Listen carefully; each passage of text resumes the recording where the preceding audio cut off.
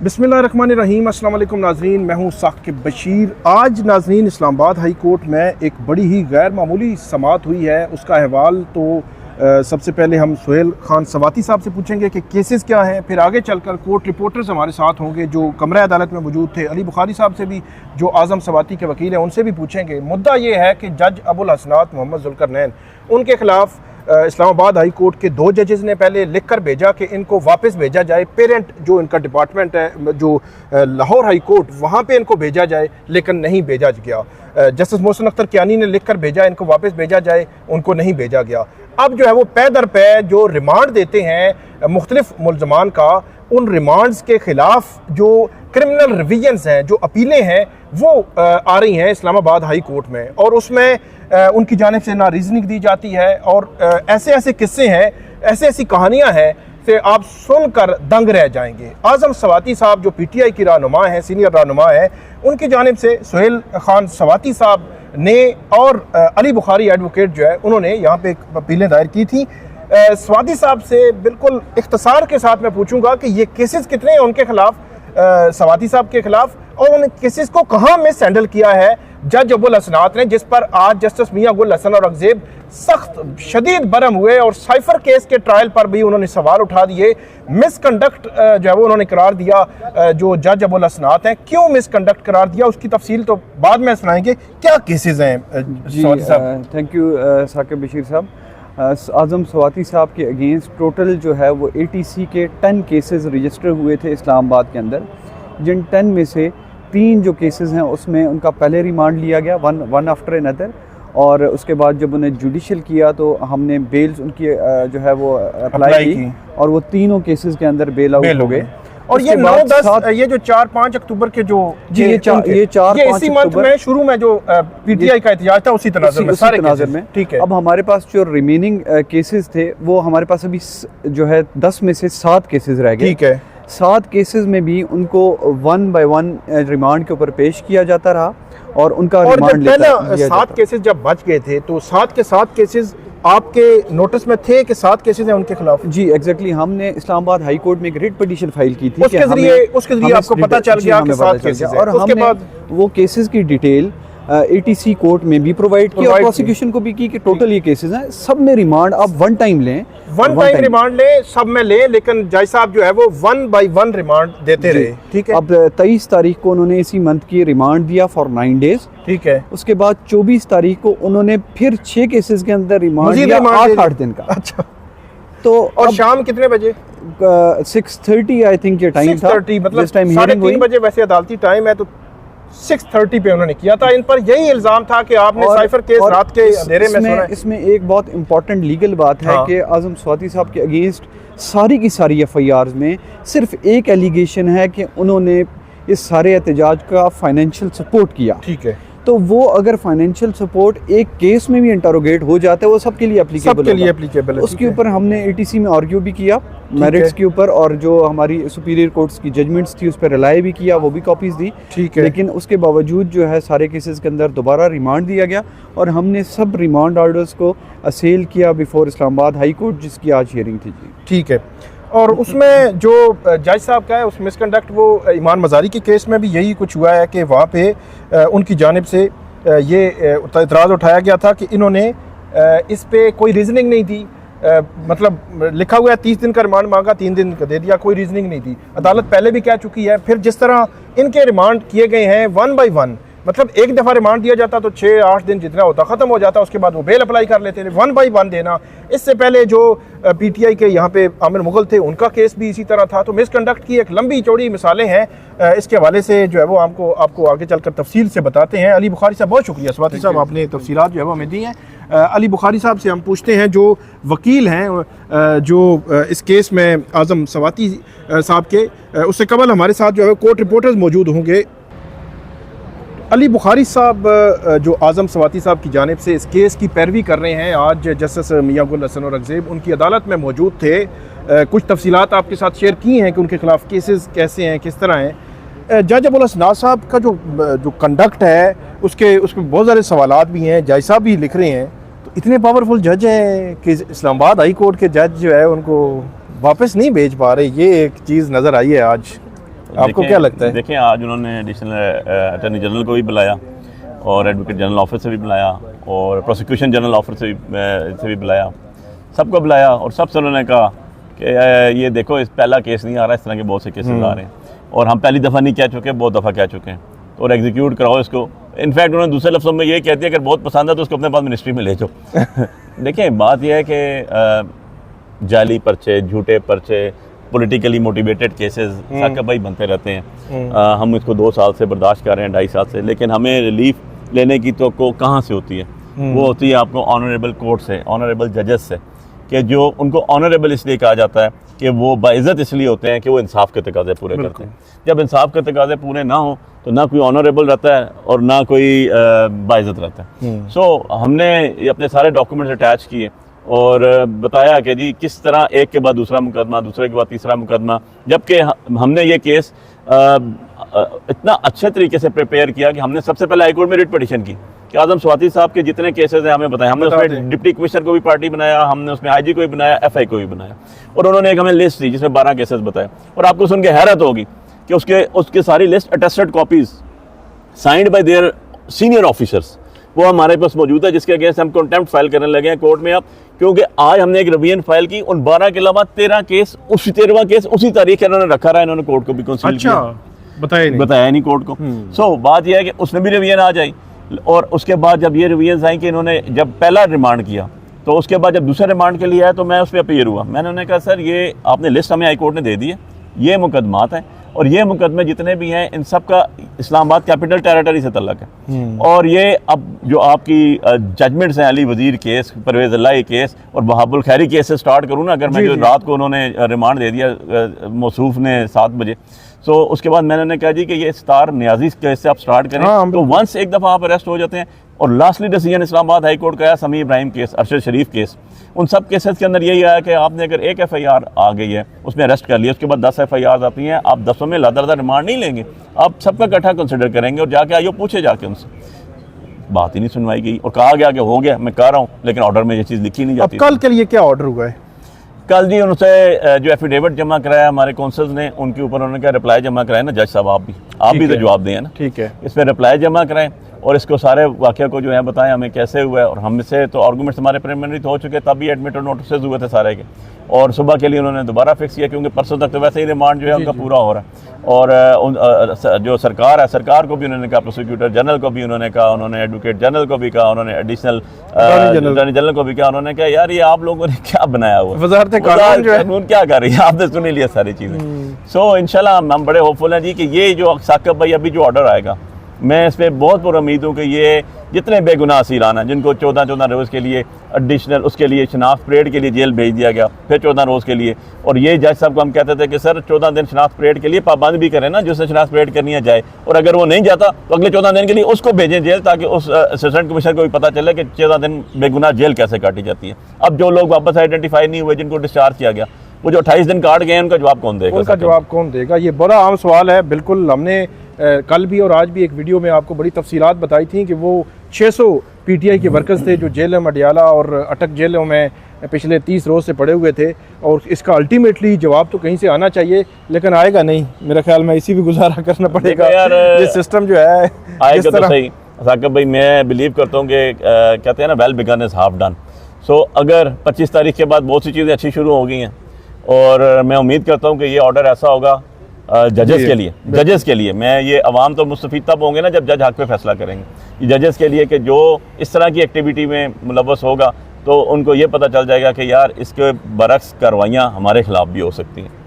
So I am very hopeful कि उससे मैं, आप, हमारे अलावा, चलें मैं तो पॉलिटिकल एक फिगर हूँ, आप एक जर्नलिस्ट हैं बड़े मशहूर पाकिस्तान के, बाकी जो आम आवाम है, जो रेडी वाला है, जो हॉकर है, जो मजदूर है, यार उनको भी तो रिलीफ मिले। आपने लोगों को देखा है जो लोग अंदर गए जी, मेरे पास वो लगाए, किसी का बाप पेट्रोल पंप पे पेट्रोल डालता है, किसी का बाप सब्जी मंडी में ठेला लगाता है, उनके बच्चे सारे के सारे आज मुकत रहे हैं, यार उनका कौन जवाब दे? तो इंशाल्लाह मैं बड़ा होपफुल हूँ कि जी बेहतरी आएगी, बड़ा अहम जो है वो ऑर्डर आएगा। बहुत शुक्रिया अली बुखारी साहब, कल फिर हम आपको ज़हमत देंगे।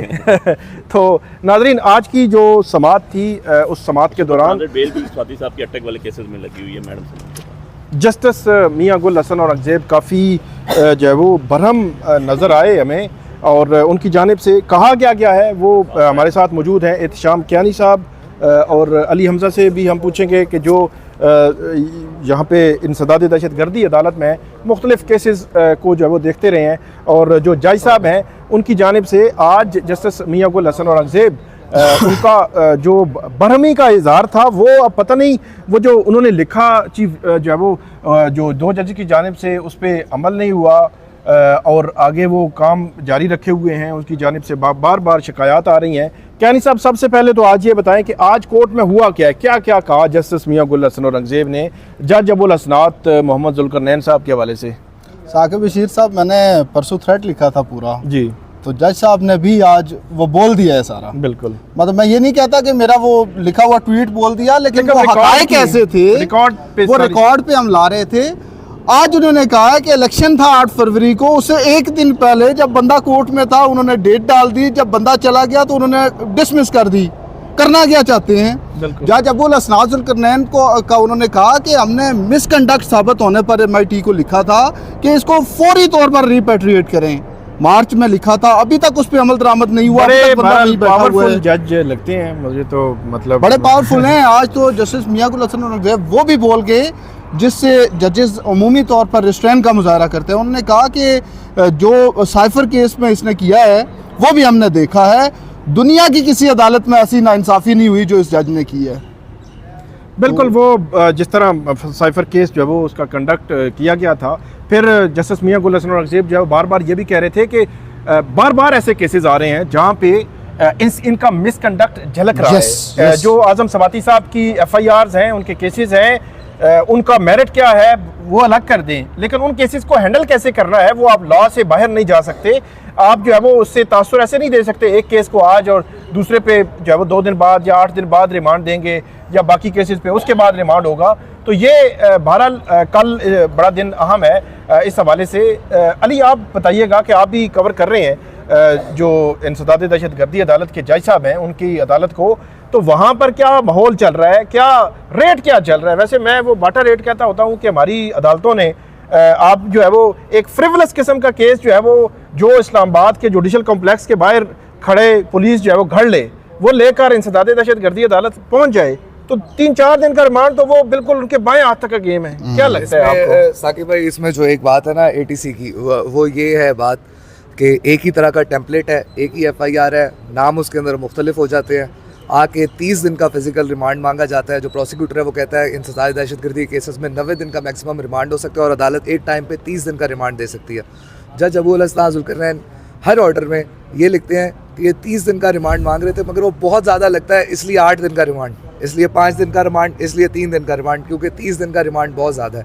तो उस अदालत से ATC 1 कोर्ट से जो है वो जो रिमांड है वो पुलिस की जो भी FIR हो, जो भी मामला हो, उसके ऊपर रिमांड तो मिलना लाजमी ही होता है और वो दे भी दिया जाता है। अब आज़म सवाती साहब का केस आप लोगों ने डिस्कस भी कर लिया, जिसमें बताया उन्होंने 10 FIR थी, रोज़ एक के अंदर रिमांड दिया जा रहा था, मगर आखिरी दिन उन्होंने ये किया जुल्करनैन साहब ने कि उन्होंने आखिरी दिन जब 6 केस रह गए तो उन्होंने सारे IAOs को बुला के रात तक कहा कि भाई ये तो रोज़ाना हो रहा है। उनको पहले दिन नहीं लगा रोज़ाना हो रहा है, दूसरे दिन नहीं लगा, तीसरे दिन नहीं लगा, चौथे दिन नहीं लगा, ये तो रोज़ाना हो रहा है और मुझे अपनी जॉब से थोड़ा ज़्यादा बैठना पड़ता है मे बी, तो इसलिए आज ही सबको बुला के एक दफ़ा रिमांड देते हैं। तो उन्होंने रिमांड दिया, वो फिर यहाँ पर चैलेंज किया और आज कार्रवाई के अंदर जो ये जो DB लगी हुई थी यहाँ पे साकिब भाई, इसके ऊपर ये था कि जो नाअहली थी स्टेट की, जो आपका फेडरल प्रोसिक्यूटर जनरल, आपका जो अटॉर्नी एडवोकेट जनरल वगैरह है, एक DB लगी हुई है, आपको 28 तारीख से नोटिस सर्व हुए हैं और अदालत के अंदर कोई भी नहीं आया हुआ। स्पेशल DB है, कोई नहीं आया हुआ, सिर्फ आज़म साथी साहब के वकला जो थे वो अदालत में बैठे हुए थे।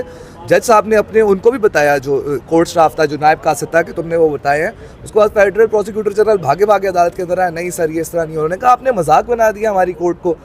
उन्होंने कहा नहीं मुझे नोटिस, उन्होंने कहा वो तो हम अपने स्टाफ से तो बाद में पूछेंगे, मगर आप इसी बिल्डिंग के अंदर बैठे हुए हैं, ये कैसे हो सकता है कि इसी बिल्डिंग के अंदर बैठ के आपको जो है वो नोटिस सर्व ना हो। साथ में उन्होंने जस्टिस अरबाब मोहम्मद ताहिर ने एक और ज़रूरी बात की, उन्होंने कहा कि IO केस का क्यों नहीं आया हुआ। मैंने पहले भी आपके ऑफिस को और इनको बताया हुआ है कि जो जिस केस का IO हो उसको अदालत के अंदर आना है।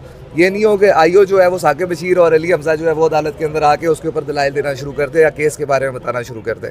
इसके बाद जनाब साकिब भाई होता ही है कि उन्होंने जब पूछा और फिर जब फेडरल प्रोसिक्यूटर ने कहा नहीं ये डेलिब्रेट नहीं है, उन्होंने कहा हमें बिल्कुल डेलिब्रेट लग रहा है और इस अदालत को आपने जस्टिस अरबाब मोहम्मद तार ने कहा कि आपने एक मजाक बना लिया। उसके बाद जब ये सारी बातें हुई तो जब जस्टिस मियां गुल हसन औरंगज़ेब केस की तरफ आए तो केस की तरफ आते साथ ही एकदम से, क्योंकि ऑलरेडी बिल्डअप हो रहा था जो मामला था और इन्होंने बहुत ज़्यादा केस भी देखे थे। देखिए सबसे इंपॉर्टेंट बात इसके अंदर ये है जो मुझे लगी वो ये थी कि इन्होंने कहा हमने पहले जिस रकियानी साहब ने थ्रेट भी किया था और वो बताया भी था, उन्होंने कहा उसके बाद हमें सुप्रीम कोर्ट ने यानी रोका हुआ है तो हमने MIT जो है मेंबर इंस्पेक्शन टीम उसको हमने लिखा था और उसके बाद इसके ऊपर कोई एक्शन नहीं है। और ये बंदा, उन्होंने कहा इसकी कोर्ट के अंदर कैमरे लगे हुए हैं, कोई इसके अंदर कोर्ट के अंदर कैमरे हो गया। उन्होंने कहा जो एफिडेविट जमा करवाया उसको आईओ ने भी डिनाई किया। आईओ भी आए कह रहा है कि ये जो बात कर रहा है ये बिल्कुल दुरुस्त है। उन्होंने कहा जस्टिस औरंगजेब ने रिमार्क्स दिए कि हमें तो लगता है इस शहर इस्लामाबाद के अंदर इस शख्स के अलावा इंसाफ हो ही नहीं सकता, सिर्फ यही शख्स जो है वो इंसाफ करेगा and he has created a havoc over here, यानी कि एक अजीब व गरीब किस्म का मामला चल रहा है। उन्होंने तो ये भी कहा बाद में कि वी आर नॉट ब्लडी लैकीज, यानी कि हम कोई बाप के मुलाजिम नहीं है। जो मैंने अपनी एक सीनियर से पूछा है कि ब्लडी लैकीज का उर्दू में तर्जुमा, उन्होंने कहा हम इनके बाप के मुलाजिम नहीं है जो यहाँ पर बैठे हुए हैं। तो प्रोसिक्यूटर जनरल साहब को ये भी कहा कि आपकी तरफ से कोई भी नहीं आ रहा तो मुझे आपकी अदालत में आना चाहिए था, डोर नॉक करके आपको रिक्वेस्ट करनी चाहिए थी कि अदालत के अंदर आ जाए। तो कहने का मकसद है जज अब्दुल हसन जुल्करनैन ने के बारे में उन्होंने ये भी कहा कि ये शख्स जो है जिसने साइफर केस की इसकी कारस्तानियाँ भी सारों ने देखी हुई हैं किसी किस्म का, और ये क्या इतना पावरफुल हो गया आप इसको मिनिस्ट्री ऑफ लॉ में ले जाएं। और ये भी कह रहे थे कि ऐसे लग रहा है जैसे जो है वो इसके बगैर जो है वो निज़ाम इंसाफ नहीं चल सकता और इंसाफ की फ्राहमी जो है वो नहीं हो सकती। वो जी प्रोसिक्यूटर जनरल साहब जब नहीं आए थे तो जस्टिस अरबाब साहब ने भी एक इम्पॉर्टेंट बात कही। उन्होंने कहा कि आप लोगों की इन्हीं हरकतों की वजह से अदालती फैसलों पर अमल दरामद ना करने और उनकी खिलाफ वर्जी करने का हौसला मिलता है लोगों को। बिल्कुल, ये बहुत इम्पोर्टेंट, बिल्कुल बहुत इम्पोर्टेंट है। लेकिन मुझे जो पूरी आज की प्रोसीडिंग में जो चीज़ लगी, जो नज़र आई, वो ये थी कि एक जज साहब जो है उनके हवाले से पिछले 4-6 महीनों से इस्लामाबाद हाई कोर्ट के जजेस जो है वो लिख रहे हैं, अपनी ऑब्जर्वेशंस भी दे रहे हैं, रिटर्न में भी लिख रहे हैं, लेकिन इसके बावजूद वो अपनी कुर्सी पर विराजमान हैं। इसके बावजूद ना सिर्फ अपनी कुर्सी पर वो मौजूद हैं, उनको वापस अपने जो है वो लाहौर हाई कोर्ट नहीं भेजा गया, बल्कि उनकी जानिब से वही फैसले, वही ऑर्डर्स, वही चीज़ें की जा रही हैं जिनसे इस्लामाबाद हाई कोर्ट रोक रही थी या उनकी दुरुस्तगी कराना चाह रही थी। जिस तरह एडवोकेट ईमान मज़ारी और एडवोकेट हादी अली चट्टा, उनके जो केसेस थे, उन केसेस में भी जो उन्होंने कल 3 रोज़ा रिमांड दिया, उस रिमांड में कोई वजूहात नहीं लिखी गई। इसीलिए आज इस्लामाबाद हाई कोर्ट ने उस रिमांड आर्डर को भी मुअत्तल कर दिया और कल के लिए जो बुला लिया है। और यहाँ पे भी उनका जो कंडक्ट था, या इसके अलावा जो केसेस हमने पहले डिस्कस किया, आमिर मुगल का केस है, उन केसेस में भी कुछ इस तरह की सिचुएशन बनी जिसके बाद अदालत इस नहज पे पहुंची कि शदीद बरहमी का इजहार किया गया। अब मेरा ख्याल ये है कि कल की जो समाअत है वो आखिरी कील साबित हो सकती है, लेकिन उस हवाले से हतमी फिर भी हम जो है वो कुछ कह नहीं सकते। साकिब साहब, आज उन्होंने वैसे हुकूमत पे और स्पेसिफ़िकली मिनिस्ट्री ऑफ लॉ पे डाला है कि आपकी जो वजारत है, एडिशनल अटॉर्नी जनरल साहब को कहा कि आपकी जो वजारत है वो चाहती है कि उनकी पॉलिटिकल परसिक्यूशन के लिए ये शख्स यहाँ मौजूद रहे और वो ये नहीं चाहते कि ये जज यहाँ से चला जाए, क्योंकि उसे कहते हैं कि ये कार्रवाइयाँ जारी रखो, इन्हीं के लिए तो हमने तुम्हें यहाँ बिठाया हुआ है।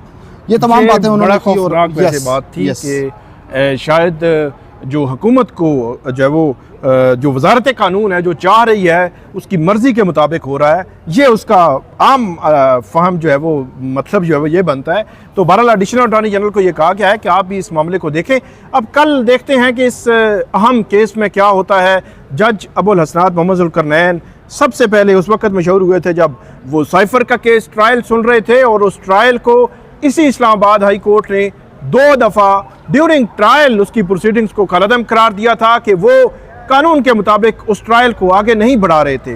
फिर उसके बाद उन्होंने जब फैसला दिया था तो वो फैसला भी ऐसा फैसला था कि इसमें बुनियादी जो नुकात थे, जो फेयर ट्रायल के जो तकाजे थे वो पूरे नहीं हुए थे। और उसके बाद आखिरकार इस्लामाबाद हाई कोर्ट ने इमरान खान, शाह महमूद कुरैशी को उस केस से बरी कर दिया था। आपको अपडेट करेंगे कल भी, कल क्या होता है। अली हमजा आपका बहुत शुक्रिया, एहतिशाम कियानी साहब आपका बहुत शुक्रिया। नाज़रीन कि क्या बनता है जज अबुल हसनात का, कल इस हवाले से अहम अपडेट आएगी, वो आपके साथ शेयर करेंगे। तब तक हमें इजाज़त दीजिए और हमें फ़ीडबैक दीजिएगा। अल्लाह हाफिज़।